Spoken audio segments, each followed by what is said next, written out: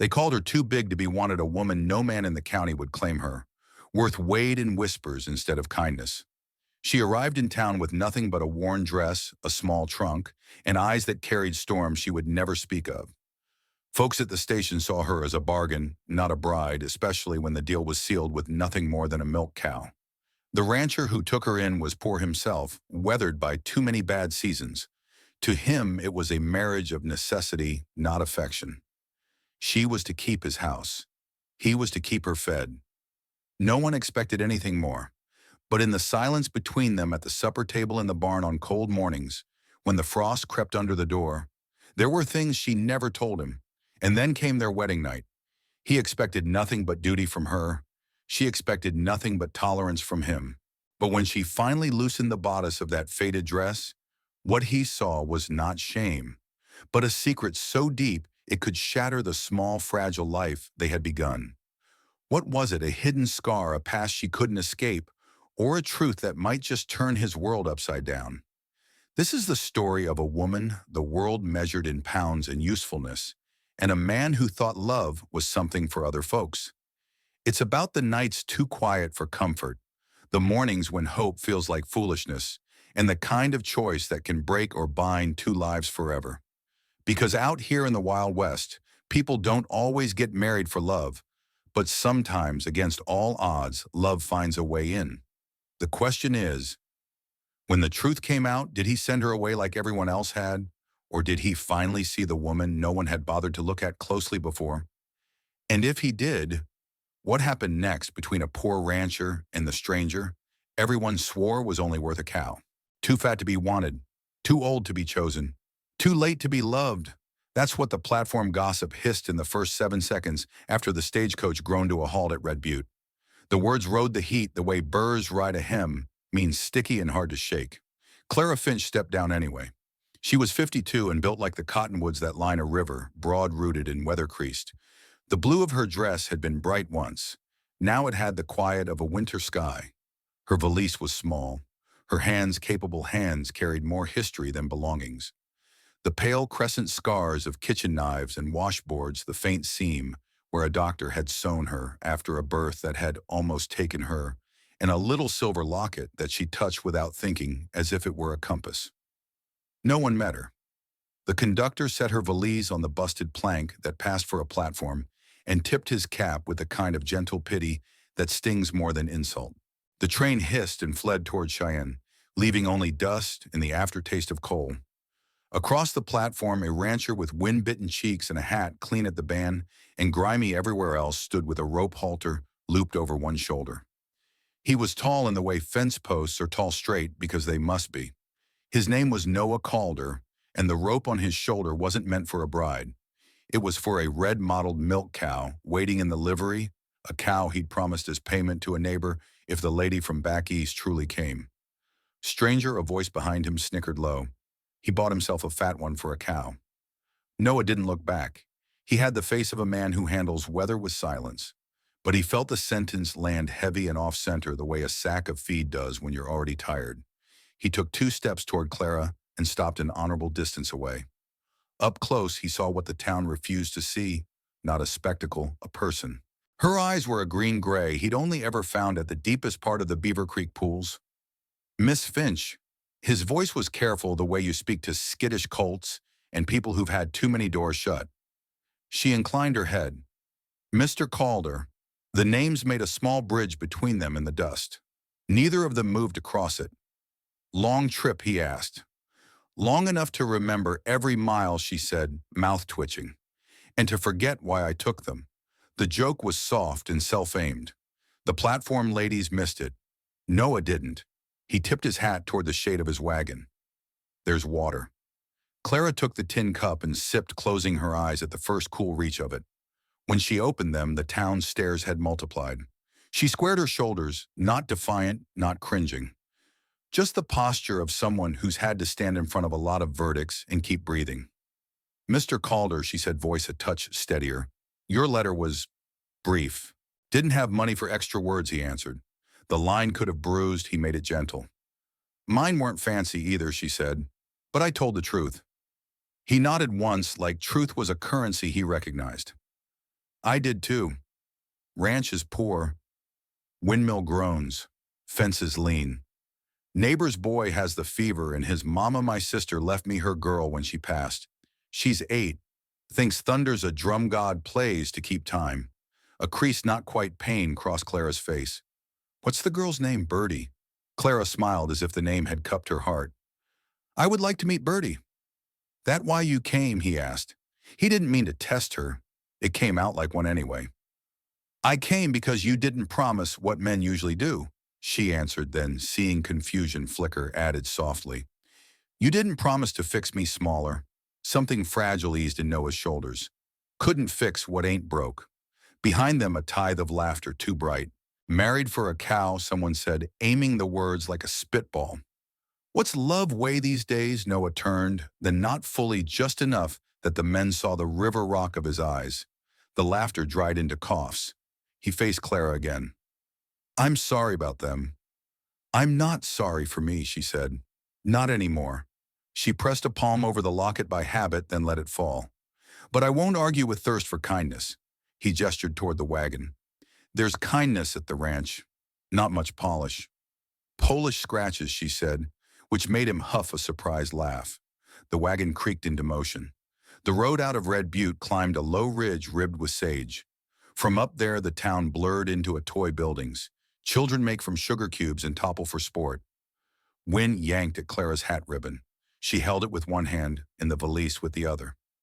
Noah drove with the easy, attentive hands of a man who knows how quickly a rut becomes a wreck if you don't watch.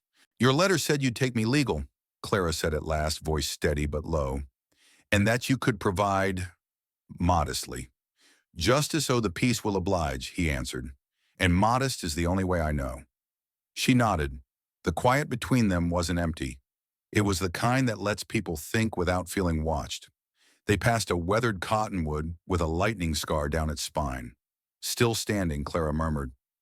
Lightning doesn't always mean the end, Noah said. Sometimes it means the tree knows how to carry fire and live. Clara's hand stilled on the valise. Do you always talk like that? No, he said, only when the day asked for it. The ranch showed itself without fanfare, house whitened by sun, to a soft bone-color barn, slumping a little toward the wind paddock fence patched with 3 different kinds of wood, and the faith that mended things hold. Birdie's dress flapped from a clothesline like a flag as they rolled in. On the porch sat a pair of little boots turned sideways, as if someone had wriggled out of them mid-dash. Birdie, Noah called, and the girl spilled from the doorway, dark braids, knees dusty, a grin that started in one corner and took its time crossing her face. She stopped big-eyed at the sight of Clara, then looked at Noah for the unspoken rules. This is Miss Finch, he said. She's come to help. Birdie approached with solemn ceremony and held out a feather. Blue jay, she said, for luck. Clara accepted it like a queen receiving a scepter. Then I'm the luckiest woman at Redbute Ranch, she said softly. Birdie's smile leaped the rest of the way. Inside, the house smelled of coffee, clean soap, and wood that had been patient a long time. Clara set her valise at the threshold as if asking permission of the floorboards. Noah noticed. It'll hold you, he said. I intend to hold it back, she replied, and then seeing his hat in his hands the way he twisted the brim, added, You can ask your question. He looked almost relieved she'd given him a path. I told Macaulay I'd give him that Guernsey if you truly came and truly agreed. He's waiting in town with the papers. If we're doing this, it ought to be today, before the wind changes or the talk grows teeth. Clara stood in the center of the room and let the words settle. She thought of the station and the whispering combs of lightning trees, of little boots sideways on a porch. She thought, too, of the folded scrap tucked behind the photo inside her locket, the one thing she had never told a soul west of the Mississippi. Mr. Calder, she said at last, I don't sell easy, and I don't buy comfort on credit. But I do keep promises. If we speak vows before sundown, you should know I carry history, some of it worn, some of it hidden. I carry mine like a stone in my pocket, he said. We can compare weights later. Clara's mouth quirked. Later is a lovely word. Birdie ran a fingertip along the seam of Clara's dress, not unkindly, simply curious. You're soft, she said, as if naming a type of cloud. Clara kneeled, slow, careful, practiced until their eyes met. So are bread loaves, she whispered, and pillows, and some kinds of courage. Bertie considered this with all the gravity of 8 years. I like soft. Noah cleared his throat rough. It's a ride to town. The judge takes his supper early. Clara rose. Then let's not be the ones who make a good man eat cold. She reached for the valise. He reached faster. Their hands brushed brief honest. A spark didn't leap. Something gentler did, like the first warmth from a fire newly coaxed.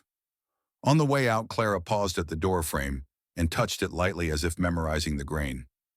I'm not a bargain, Mr. Calder, she said without heat. Even if a cow changes hands.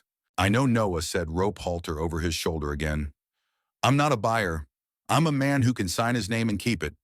They climbed back into the wagon, the ranch, the girl, the feather, the possibility settling behind them, like a blessing that hadn't decided how loud to speak.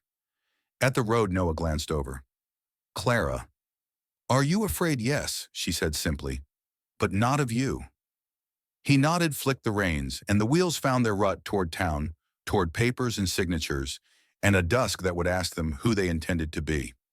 At Clara's throat, the silver locket lay cool as river water. Inside it, a folded secret rode the jostle of the road ink that could change the shape of 2 lives before a single candle was snuffed.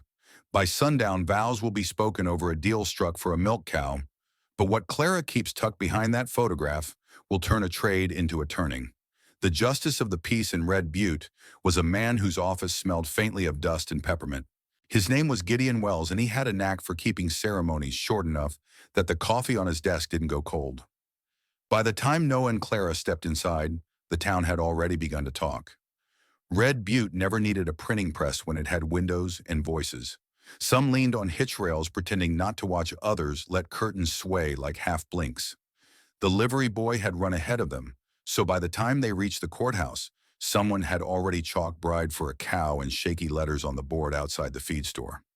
Gideon glanced up from his ledger and smiled, not the syrupy smile of someone looking for gossip, but the quiet kind of man who respected whatever brought 2 people to his desk. Afternoon, Noah. Miss Finch, he said, standing. Afternoon, Noah replied. Clara nodded, her hat brim shading her eyes. In her chest, her heart made the slow, deliberate beats of someone carrying a decision up a long hill. She had said yes in Noah's kitchen, but saying it here under a roof in front of witnesses meant more than papers. It meant choosing to bind herself to a stranger whose honesty felt steadier than some men's love. Macaulay, the neighbor who was to receive the Guernsey cow, stood in the corner, arms crossed. He smelled faintly of manure and judgment. Clara noticed he didn't look at her face once, only at her hips and shoulders, as if weighing her against his side of the trade. Brought the papers, Macaulay said to Noah, tossing a folded sheet onto the desk. Figure we keep this clear. Noah didn't look at him. We're here for vows, not ledgers. Macaulay shrugged. Business is business. Gideon cleared his throat and gestured them closer. The ceremony was brief: names, intentions, the trading of words older than either of them. Noah's voice was low but certain. Clara's was steady, though in the middle of the vow she caught herself pressing the locket at her throat as if it needed to hear too. When Gideon declared them man and wife, there was no applause. Only the rustle of Macaulay's impatience and the creak of Noah's boots as he turned toward her. Mrs. Calder, he said, and the way he said it, like a title carved on solid wood, nearly undid her. Outside, the late afternoon had softened the edges of Main Street. The light leaned gold across the buildings. A few folks tipped their hats. Others just stared. Bertie was waiting by the wagon holding a bouquet of wild sage and one stubborn sunflower that had bent in the wind. For you, she said to Clara. So you smell like the hills when it rains. Clara knelt again to take it, inhaling the dry, sweet scent. Thank you, Bertie. I will keep it close. The ride back to the ranch was quieter. The road shimmered with heat in places, but the wind had turned cooler, carrying the scent of the cottonwoods along Beaver Creek. Noah handled the reins as if the mules could read his mind. Clara sat with her hands folded in her lap, feeling the sway of the wagon and the weight of the ring, a simple band warm from her skin. At the halfway mark, they passed the lightning-scarred tree again. This time Clara touched the brim of her hat toward it, like greeting an old friend. Thinking something, Noah asked. That scars can be marks of survival, not shame, she said. Then glancing at him, "You have them too. Some you see," he answered. "Some you don't." By the time they reached the ranch, the sky was blushing into the first colors of evening. Bertie ran ahead to open the door. Inside the table was already set with what food Noah had been able to prepare: bread, cold beans, and a pot of coffee that had been kept warm on the back stove. It wasn't much, but Clara smiled as if it were a banquet. She set her valise in the small bedroom Noah had cleared for her. The walls were plain, the quilt worn soft from years of washings. She ran her hand over the fabric, her fingers pausing at a tear neatly mended with blue thread. That blue matched the scraps she carried in her locket. As dusk deepened, the three of them sat at the table. Bertie chattered about the calf born last week, about a magpie that stole one of Noah's gloves. Clara listened, letting the rhythm of family, however new, settle over her shoulders like a shawl. When Bertie was tucked into bed and the lamps turned low, Clara stepped outside. The stars were beginning to pin themselves to the sky one by one. Noah followed, standing beside her in companionable silence. "You're quiet," he said. "I'm thinking about how fast life can turn," she answered. "This morning I was a passenger. Tonight I'm a wife. You regret it." She met his eyes. "Not yet. Not at all. But there's something you should know. Before tomorrow." Noah waited. She touched the locket, feeling the folded paper inside its edges, worn smooth by years. In that paper was the truth of why she had come west, why she'd taken a stranger's proposal over the wire. "I will tell you," she said softly, "but not under the eyes of the town or even the stars. Some truths need four walls and a closed door." Noah nodded once. "Then we'll keep them safe till morning." From the window, Bertie's voice floated sleepily. Mama, neither of them moved for a moment. The word hung there delicate as spider silk. Clara swallowed hard, then turned toward the sound. "By morning, Noah will learn the truth behind Clara's journey, the secret she's carried in that silver locket for decades. But will it bind them closer, or tear the fragile peace they've just found?" The rooster's crow had barely touched the morning when Clara awoke. She lay still in the narrow bed, the faint smell of wood smoke drifting in from the kitchen. Somewhere outside, a calf bawled for its mother, and a hammer knocked faintly against metal. Noah repairing something in the shed, most likely. Her hand went instinctively to the locket at her throat. It was warm now, carrying the heat of her body through the night. That small silver oval had been the only constant in 20 years of moving, of trying and failing to put down roots. Inside, folded tight as a promise, was the scrap of paper she had never shown anyone, not even the man she just married. She dressed slowly, feeling the soft give of the worn quilt beneath her fingers one last time. The blue-stitched tear caught her again, how someone had cared enough to mend it neatly, even if it wasn't perfect. "There's beauty in what's been kept," she thought. In the kitchen, Noah stood at the stove, stirring oatmeal. Bertie sat at the table, braiding her own hair, with all the seriousness of a grown woman preparing for church. "Morning," Clara said, her voice still husky with sleep. "Mornin'," Noah replied without turning. "Coffee's hot." She poured herself a cup, the dark steam curling up toward her face. The warmth in her hands steadied her, but not enough to quiet the pounding in her chest. This was the morning she had promised herself she'd tell him. Better now than later, before the day's chores blurred the edges of courage. Noah glanced over. "You were going to tell me something?" he said, simply, as if they'd left the conversation hanging in the air overnight, like laundry on the line. Bertie looked between them. "Is it a surprise in a way?" Clara said softly, giving the girl a small smile. "But it's for your papa first." Bertie nodded, accepting the mystery, and skipped out to check on the hens. Noah set the spoon down and turned toward her, bracing his hands on the edge of the table. His eyes, steady and unhurried, gave her no room for escape. Clara unclasped the locket, the click of metal loud in the quiet kitchen. She opened it and eased out the folded scrap. The paper was yellowed, the creases nearly worn through. She placed it in Noah's calloused palm. He unfolded it carefully. It was a birth certificate, faded ink, the name Samuel Finch written in a neat hand.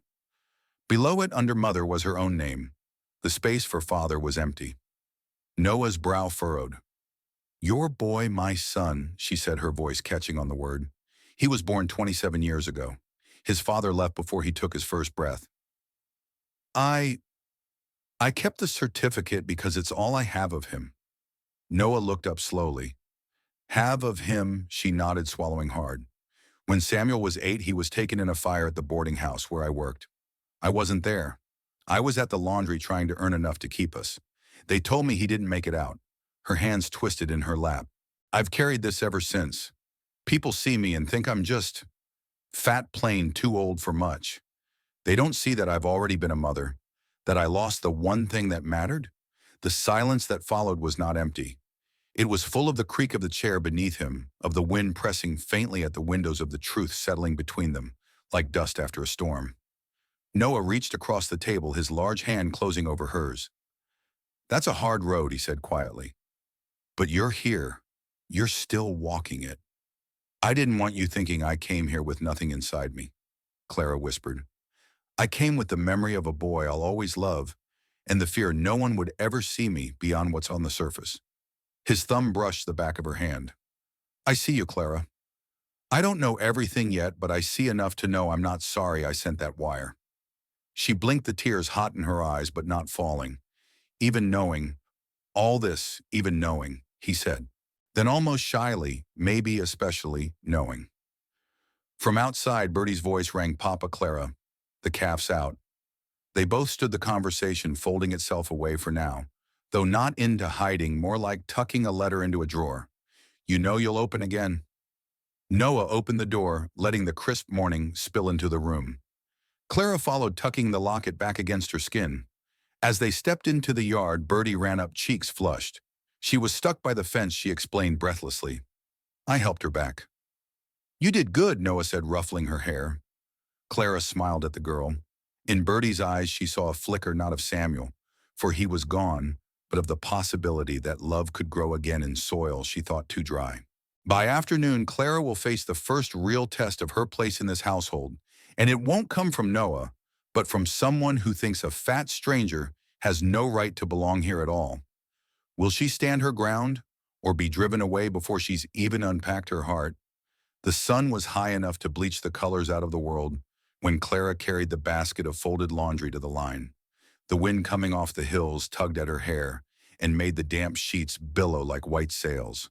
For a moment she let herself enjoy it, the simple rhythm of clothespins snapping into place, the creak of the line swaying under the weight. The sound of hooves on packed dirt broke the quiet. Clara turned to see a rider approaching, a slim woman in a fitted riding habit, her blonde hair gleaming like a ribbon of wheat under the sun. She dismounted with the ease of someone who'd been born to a saddle, her polished boots barely raising dust. You must be her, the woman said, her voice carrying the faintest curl of a smile that didn't touch her eyes. Clara, she answered, shifting the basket to her hip. And you are Maribel Holt, neighbor, friend to Noah, friend to his late wife, God rest her. Her gaze swept down Clara's frame in a slow, deliberate pass, taking in the sturdy hips, the worn dress, the work-reddened hands. I heard he married again. Clara felt the prickle of heat rise in her cheeks, but she kept her tone steady. Yes, a few days now. Maribel tilted her head. Odd choice. Folks thought he'd choose someone who could give Bertie brothers and sisters, but I suppose he must have had his reasons. The pause between words was pointed as attack.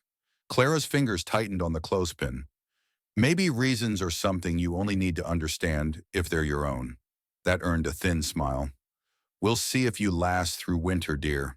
These hills aren't kind to outsiders. Maribel stepped back into the saddle, the leather creaking under her weight.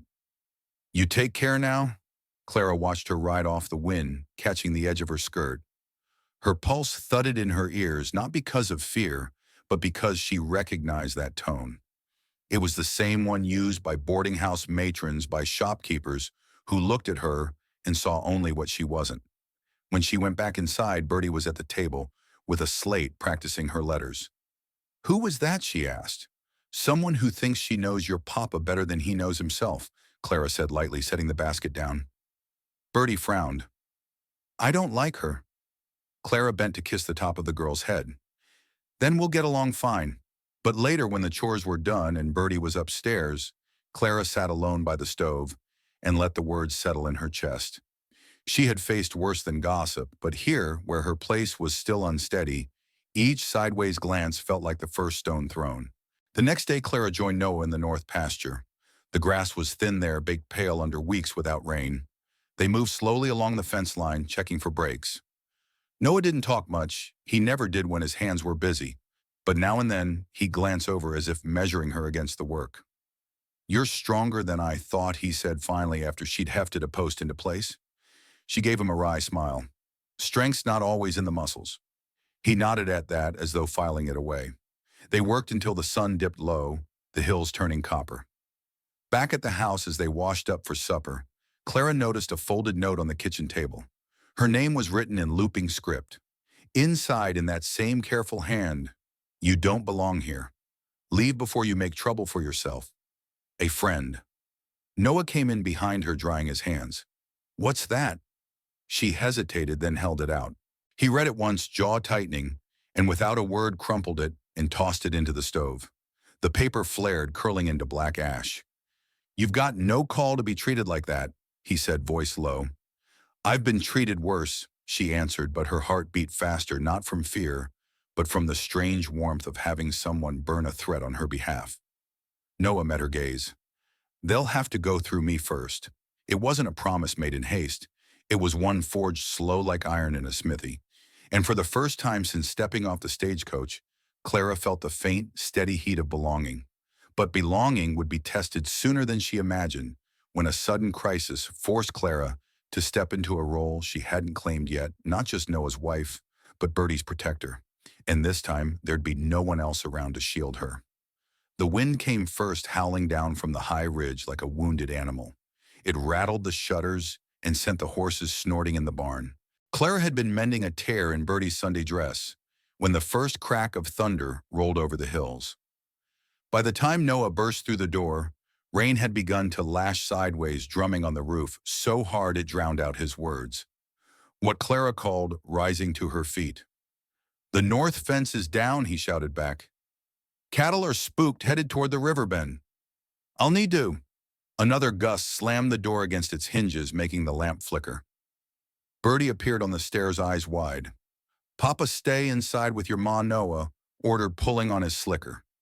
The word ma caught in Clara's ears, warm and startling all at once. Clara moved toward him. "You can't go alone in this. It's black as pitch out there." He shook his head. "I know these pastures. I'll be quicker on my own." She wanted to argue, but the urgency in his face silenced her. He pressed a quick kiss to Bertie's head, gave Clara a look that held both trust and worry, and vanished into the storm. The minutes stretched thin. The wind screamed around the eaves, and the house felt like a small, fragile shell. Clara tried to distract Bertie with a story, but every snap of the shutters made the girl flinch. Then faintly under the roar of rain came another sound, a high, panicked whinny. Clara crossed to the window and peered into the dark. A shape moved near the barn, small, hunched, struggling against the gale. Lightning lit the yard for a blink, and she saw it was one of the colts tangled in a length of broken fence wire, eyes rolling white. She turned to Bertie. "Stay right here. Don't move." The barn was only 20 paces from the porch, but the wind fought her every step. Rain stung her cheeks and plastered her hair to her face. She wrestled the barn door open and slipped inside, the familiar smell of hay and horse sweat grounding her. The colt's breathing was ragged, and the wire had cut into its flank. Clara's fingers worked fast, unwinding the twisted metal, murmuring soft nonsense words the way she used to with frightened children. When the last loop came free, the colt bolted into an empty stall, trembling but safe. She was turning to leave when a sharp cry pierced the storm, high, terrified.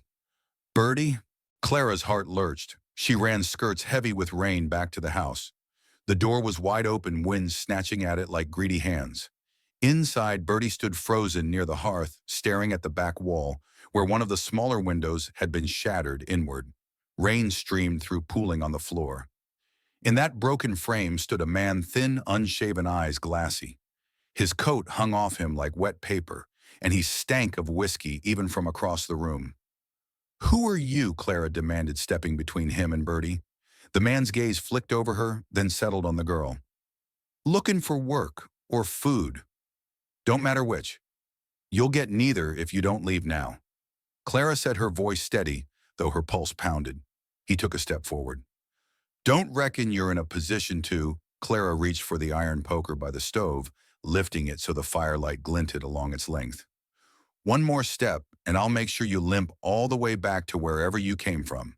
Something in her tone, or maybe the unwavering way she met his gaze, made him falter. With a muttered curse, he turned, shoving past the broken window into the storm. When Noah returned an hour later, soaked to the bone, Clara was still holding Bertie close on the couch. He took in the broken window, the wet floor, and the poker leaning against the wall. "What happened?" he asked, dropping to one knee. Clara told him briefly without flourish. He listened without interrupting, his eyes never leaving her face. When she finished, he reached for her hand, the calluses on his palm warm against her chilled fingers. "You kept her safe," he said simply. "That's all I'll ever ask of you." It wasn't just praise, it was something deeper. A quiet acceptance. A laying down of one more brick in the foundation they were building. Bertie squeezed Clara's arm and whispered, "I knew you wouldn't let anyone hurt me." And Clara knew in that moment that the storm had carried something away with it, some fragile uncertainty that had been lodged in her since the day she stepped off the stagecoach. In its place was something sturdier, more rooted. But storms have a way of revealing more than they destroy, and when a stranger arrives with news from Clara's past, the fragile peace she's found will be shaken to its core. 3 days after the storm, the air turned sharp with the scent of early frost. Clara had just finished kneading the morning bread when she heard the creak of wagon wheels out front. Noah was in the south pasture with the hands, so she wiped her flary hands on her apron and stepped onto the porch. A tall man climbed down from a battered buckboard. His hat brim shadowed most of his face. But when he looked up, Clara felt the air thin around her. She knew those eyes, steel gray, unyielding. Years had passed, but the memory of them still pressed like a bruise. "Clara Hensley." His voice was flat, but it carried the weight of something deliberate. Or is it Clara Webb now? Her spine stiffened. "You have me at a disadvantage, sir." He gave a humorless smile. "Name's Orrin Calloway. We met once back in Abilene. You worked at the boarding house then. My brother knew you." The way he lingered on "knew" made her skin crawl.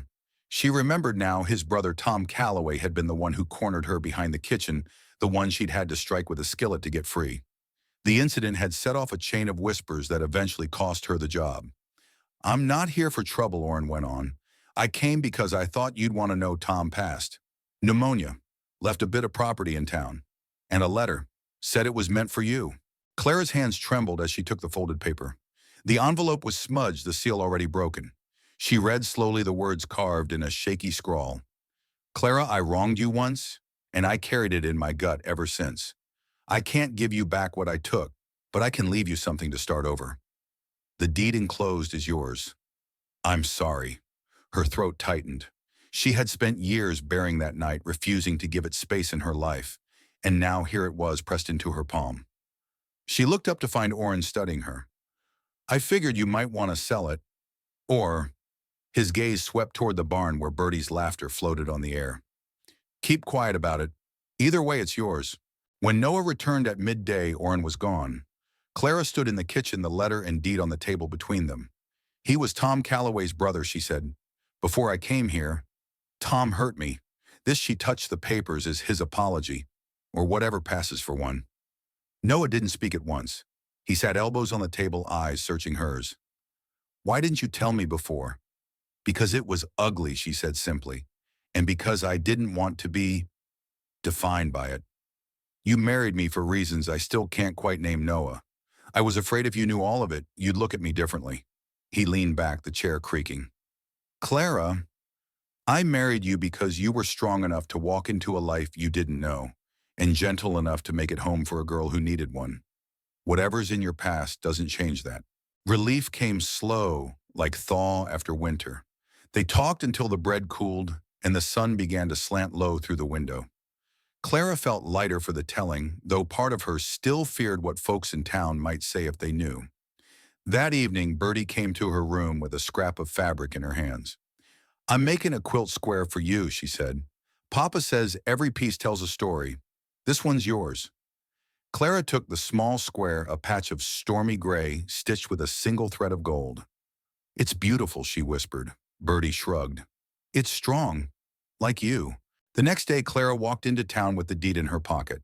She stood in front of the small, weathered building Tom had left her, a dry goods shop with faded paint and a sign that swung in the breeze. It wasn't much, but it was hers. She could sell it, take the money, and never speak of Tom Calloway again. Or she could claim it, make something new out of what was once the source of so much pain. When she returned to the ranch that night, she told Noah her decision. "I'm keeping it," she said. "Not because of him, but because I want something that's mine. Something I built with my own hands." He smiled then, one of those quiet, proud smiles that started in his eyes. "Then we'll make it happen. But claiming the shop will bring Clara face to face with people who remember her past and one unexpected ally who might just change how she sees her place in the world." The first morning Clara unlocked the door to her shop, the town still lay under a thin blanket of frost. Her breath came out in clouds as she swept the porch, the bristles rasping against wood worn smooth by years of other hands. She had scrubbed the inside clean over the past week, painted the counter, and hung shelves. But the window still looked bare. That morning she pinned Bertie's quilt square right at the center of the glass, a gray square stitched through with a single gold thread. It was small, almost easy to miss, but it told her story better than any sign could. Word traveled fast in a small town. By midday, the bell above the door had rung more than a dozen times. Some folks came in with polite curiosity. Others lingered, running fingers along the bolts of calico and jars of penny candy. And a few, Clara could feel it, came just to look at her, to measure the truth of old whispers against the woman standing behind the counter. One of them was Mrs. Holloway, a sharp-faced woman who'd been at the boarding house the year Clara lost her job. She leaned close to a barrel of flour, pretending to inspect it. "Didn't expect to see you here," she said. "After, well, you know." Clara set a paper sack of sugar on the counter, her hands steady. "Yes, I know," she said, "and I'm still here." Mrs. Holloway blinked, perhaps thrown off by the lack of shame in her voice. She bought the flour without another word. That afternoon, a familiar figure appeared in the doorway. Orrin Calloway. He removed his hat, turning it in his hands. "Came to see if you'd taken it," he said. "The place, I mean." "I did," Clara replied evenly, "and I'll make something of it." He nodded, his eyes dropping to the quilt square in the window. "Tom was a fool," he muttered. "But maybe this way something good comes of it." Clara studied him. There was no friendship between them, but there was a shared understanding, grudging, complicated. "Maybe," she said. "Goodbye, Mr. Calloway." He left without another word. By the time the sun set, Clara's feet ached, and her hands were raw from tying parcels. But when she stepped outside to turn the sign, she found Noah and Bertie waiting on the porch. "You did it," Bertie said, her eyes wide. "It's yours." Clara smiled down at her. "It's ours, sweetheart. You and your papa gave me the courage to try." Noah's gaze met hers, steady as the mountains behind him. "You've always had that courage, Clara. You just needed a place to set it down." That winter, the shop became more than a store. It was where women stopped to trade recipes, where children pressed their noses to the glass to see the candy jars, where weary travelers found a warm fire. And every time Clara looked at that little quilt square in the window, she remembered strength could come from pain, and hope could grow in the unlikeliest soil. One snowy evening, after they'd closed up and were walking home under a sky spilling with stars, Noah reached for her hand. "Clara," he said quietly, "I married you because I saw the kind of woman you are. But somewhere along the way, I fell in love with you." Her breath caught. The street lamp light turned his face to gold. "You took a long time to say it," she murmured. "I wanted to make sure you knew it wasn't out of pity. It's because you're the best thing that's happened to me." She squeezed his hand. "Then I reckon we both got more than we bargained for." A woman once written off as too big, too old, and too broken found a home, a livelihood, and a love that saw her for who she truly was. But in the Wild West, every piece is hard won, and there's always another chapter waiting to be written. Sometimes the world tells us our worth in cruel, careless ways, by how we look, by what we can give, or by the mistakes we've made. But this story reminds us that love has nothing to do with those measures. It's not found in bargains or appearances, but in the quiet moments when someone finally sees you, all of you, and chooses to stay. For the rancher, it was never really about the cow, the chores, or even the marriage arrangement. It became about the way she faced each dawn with courage, how her hands carried both strength and gentleness, and how her heart, though wounded, still had room to give. For her, it was about realizing that a life can be rebuilt when someone believes in you, even when you can't yet believe in yourself. And maybe that's something we can all carry with us, that our story isn't over just because others have walked away. Sometimes the person who truly matters is still out there, waiting to see us for who we are not, for what the world says we're worth. If this story touched your heart, I invite you to join our community here at None Wild West Saga by subscribing, sharing this story, and leaving a comment. What about you? Would you like to hear more stories like this? Or maybe even a part two to see what came next for them? I'd love to hear your thoughts below. Because every heart, no matter how weathered, still has a place it belongs.